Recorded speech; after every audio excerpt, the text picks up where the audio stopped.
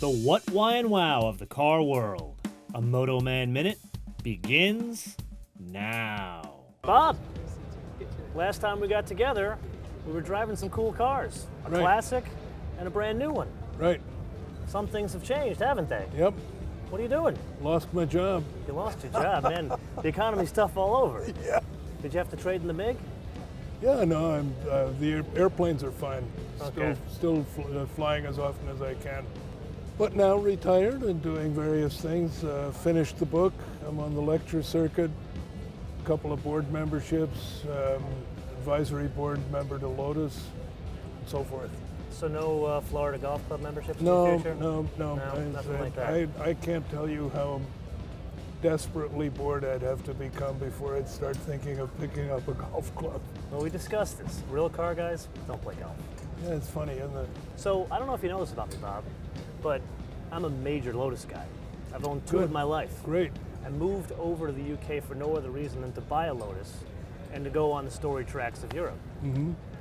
What excited you about Lotus? Well, it's primarily the history, and this goes back well into the 50s and 60s when the original Lotus Elite, this was at a time when, you know, other British cars looked like MGTDs, Absolutely. and Triumph TR2s, and out comes Lotus with this spectacular looking coupe, which, as you'll recall, was a monocoque composite shell. It was like a big eggshell. Yeah, including with the suspension points and everything mounted to composite. I mean, it was decades ahead of its time, and as you'll recall, the power plant was obviously a little British four-cylinder unit, but not a pushrod.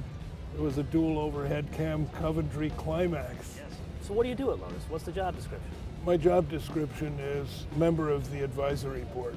So Okay. there are a number of people who have been successful in the automobile industry, like Purvis, a former head of BMW North America, and so forth. And we are there to advise the active management and give them our opinions, because a lot of the active management have good experience in the automobile industry, and like Donato Coco, who is a former Ferrari chief designer, or Wolfgang Zimmermann of AMG. So these are people with impeccable backgrounds, but the senior management, like Danny Bahar, a great marketing executive with very little automotive background. And I think it's just very handy for him and this relatively young team, who are putting a lot of great new products through the system at the same time. I think it's very handy for them to have some older and more experienced executives like myself, who don't cost very much, but... Now, last time we spoke, you said you were getting younger as you got older. Well, I think, yeah, I mean, ultimately I'm going to wind up in diapers again. How's that? We all are going to wind up in diapers now, aren't we? Yeah. So give me an idea of one of your opinions. They're paying you for the opinions. Give me an opinion of what's coming up for Lotus. I mean, I very much, I thought some of the early designs I saw of the interiors, I thought were a little sort of that postmodern, very bland, clean look in the interior, especially the instrument panel with lots of unbroken surfaces. Aesthetically beautiful, but my experience has taught me that when you're talking instrument panel, which is what the customer looks at all the time, you want to put in a feeling of content and loving detail and little chrome touches. And so it's a mistake to make the interior of a high-end car too functional. So I encouraged them to make sure that they put a lot of nice detail into the interiors, because it has a definite impact on the customer. I happen to have a great deal of admiration for Donato Coco, who is the chief designer I get along with. We're both motorcycle nuts, so we have something to talk about even beyond cars. And I just love being in design, looking at the designs coming along. And so even as an advisor, they let you in the design studio? Oh, sure. Oh, yeah. Oh, no, very interested in my views on design.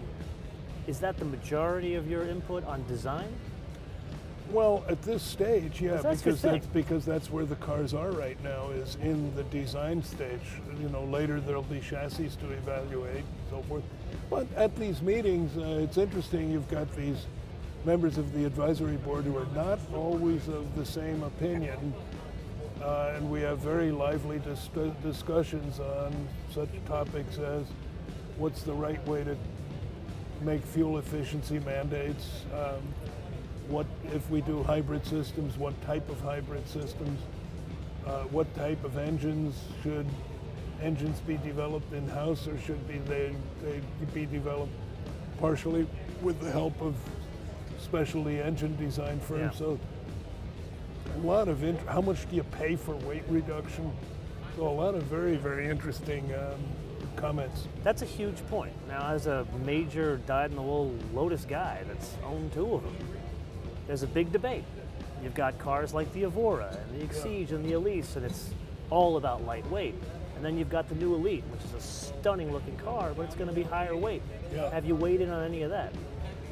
I think as long as Lotus can achieve the performance and fuel economy targets with the heavier, better contented car, and here comes the big proviso, it must still have that fleet feeling and that incredible